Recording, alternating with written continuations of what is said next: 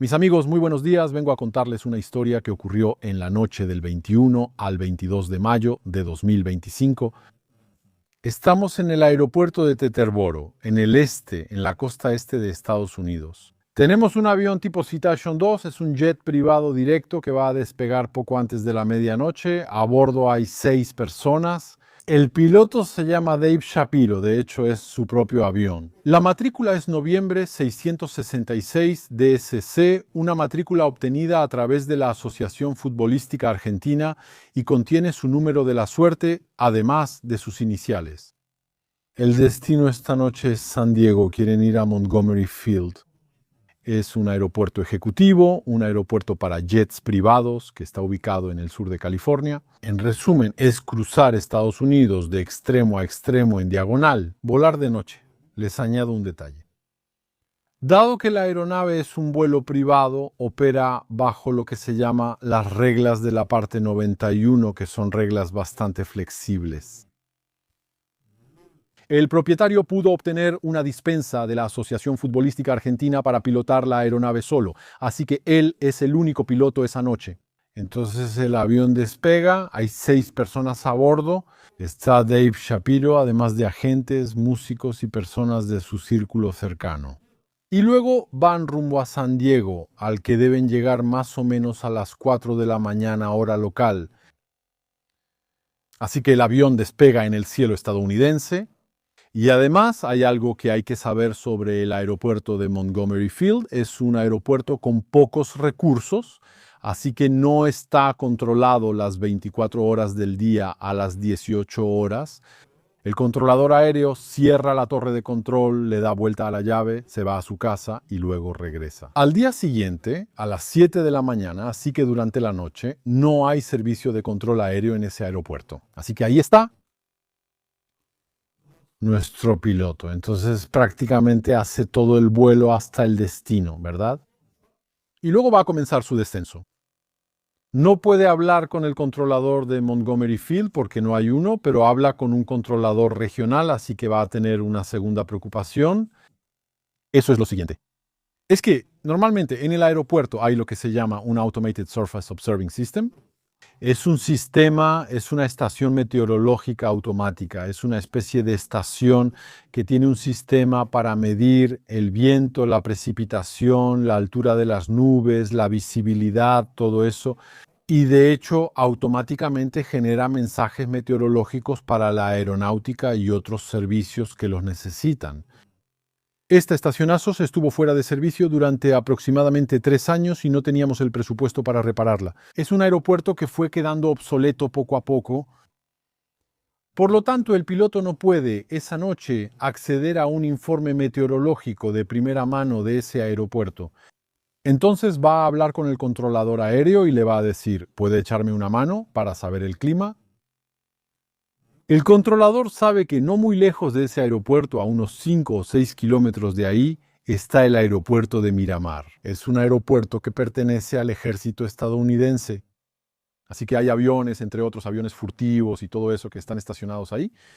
Y como es un aeropuerto crítico para el ejército, hay personal día y noche. Así que lo que hace el controlador es contactarlos para pedirles el clima en su terreno. Entonces no es perfecto. Pero no puedo darte el clima que hay en Montgomery, pero lo que sí puedo hacer por ti es decirte el clima que hay a 5 o 6 kilómetros de ahí. Después te las arreglas, vas a intentar imaginar un poco, juntar las piezas por tu cuenta.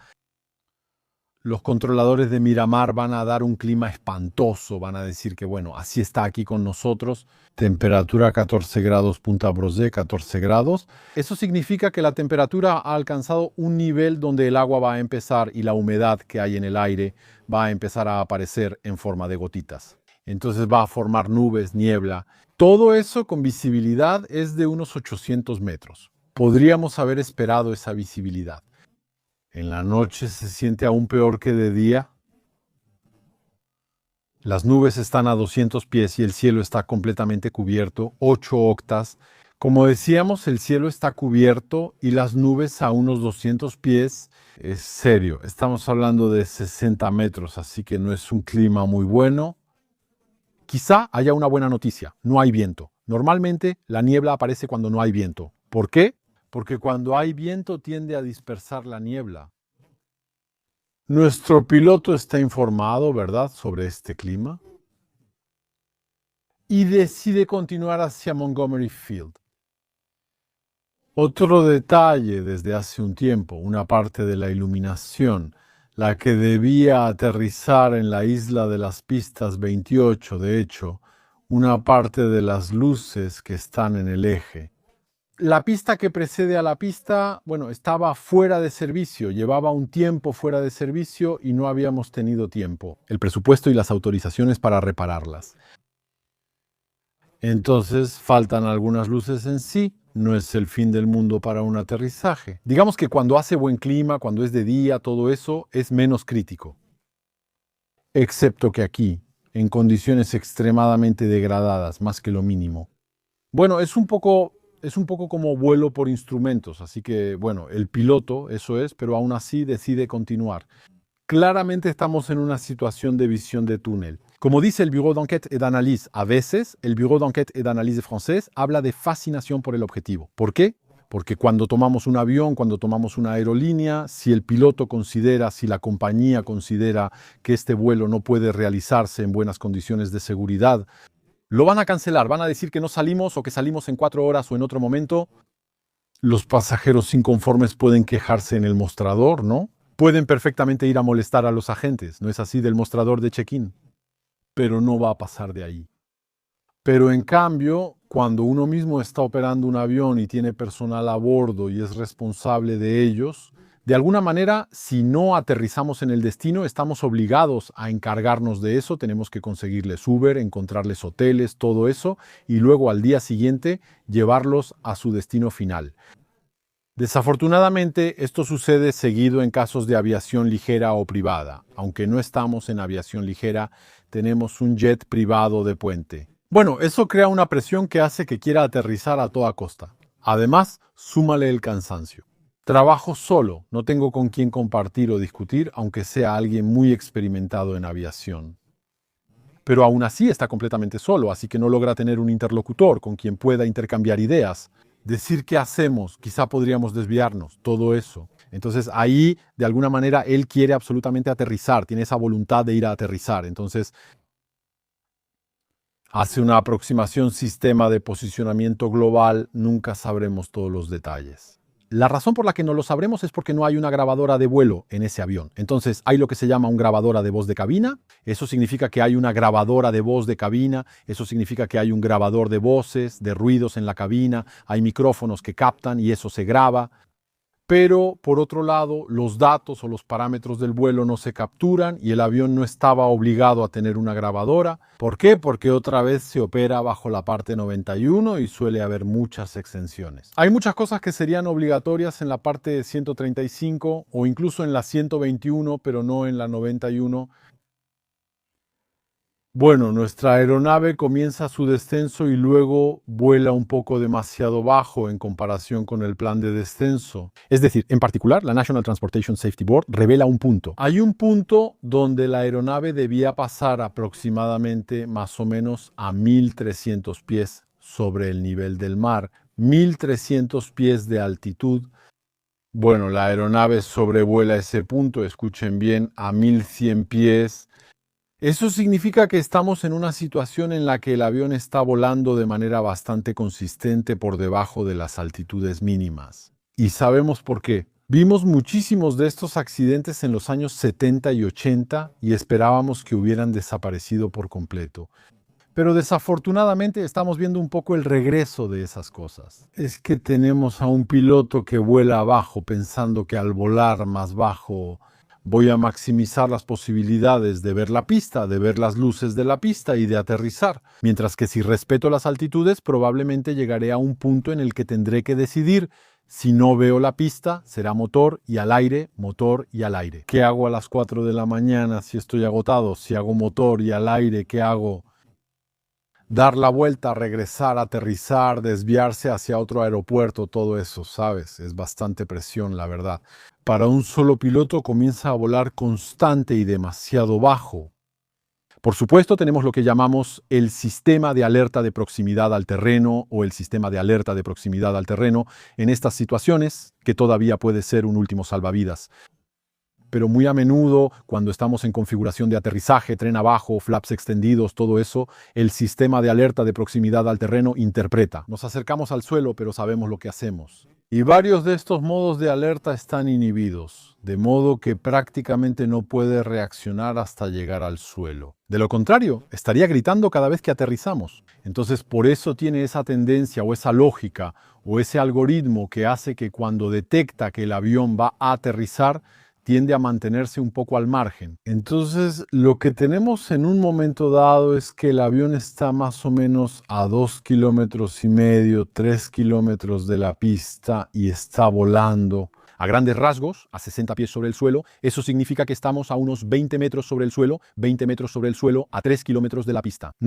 Definitivamente no es una situación prometedora. Pocas personas, especialmente de noche, en la niebla, con visibilidad cero. Pocas personas han alcanzado la prosperidad con datos iniciales así. Lo que va a pasar es que va a chocar, está claro, estamos aquí para eso. Va a chocar contra una línea de alta tensión, lo cual es bastante sorprendente porque está a 60 pies sobre el suelo. Fíjense que la línea de alta tensión fue medida a 95 pies sobre el suelo. Eso significa que es casi asombroso que haya chocado con la línea. Se suponía que debía pasar por debajo, sin siquiera darse cuenta de que lo hizo, porque estaba tan bajo que yo me lo habría esperado más. Que chocara con un camión u otra cosa en vez de una línea de alta tensión estaba demasiado bajo para eso. Va a golpear la línea de alta tensión y cortará el empenaje, haciendo que la parte trasera del avión golpee el cable. Entonces, en ese momento tenemos el timón de dirección. El estabilizador vertical y parte del horizontal se desprenderán, así que parte del empenaje será arrancada. En ese momento, de manera brusca, lo vamos a encontrar cuando lleguemos. Cuando los investigadores llegan al lugar, lo primero que van a encontrar es la línea eléctrica. Además, estas líneas permiten, cuando los aviones chocan con ellas, permiten fechar con extrema precisión el momento del accidente. ¿Por qué? Porque cuando un avión choca con ellas, puede crear a nivel del operador eléctrico, ya sea cortocircuitos, picos de voltaje o algo que ellos van a notar. Y está fechado. Con precisión de milisegundos, choca contra ella, la parte trasera del avión se desprende, va a caer prácticamente a 60 metros de la línea eléctrica, el aparato sigue por 300 metros, ¿verdad? Y luego va a llegar a una casa, así que va a chocar contra una casa. 8 personas en el suelo resultaron levemente heridas y la casa quedó destrozada. Un gran incendio en el barrio, una veintena de vehículos quedaron destruidos en el suelo. Pero afortunadamente es un milagro, las 8 personas que están en el suelo y que estuvieron involucradas, pues todas están sanas y salvas. Muchos daños materiales, entonces la casa, el auto, el jet privado, por supuesto, están destruidos. El saldo de la noche, 6 muertos. Dave Shapiro, las 5 personas que estaban con él, bueno, lamentablemente todos perdieron la vida en ese accidente. Entonces estamos ante un accidente que llamamos vuelo controlado hacia el terreno, que significa vuelo controlado hacia el terreno donde tenemos. Eso le ha pasado incluso a Boeing 747, puedes verlo en este canal. Hay muchísimos casos así. Pero digamos que la aviación en general empezó a tomar verdadera conciencia de este tipo de accidentes y normalmente habían tendido a disminuir mucho.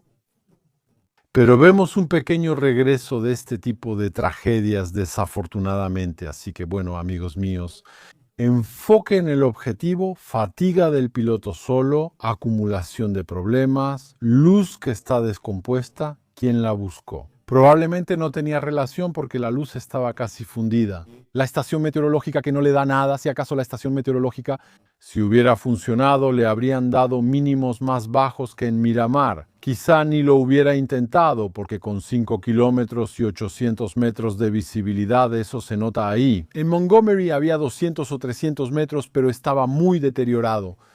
Bueno, amigos, gracias por haber escuchado este video hasta aquí. Tal vez les hable de eso cuando salga el informe final, si es que aporta algo nuevo. Gracias a quienes apoyan el canal en Patreon. Seamos sinceros, este canal nunca habría podido existir y nos vemos en el próximo video.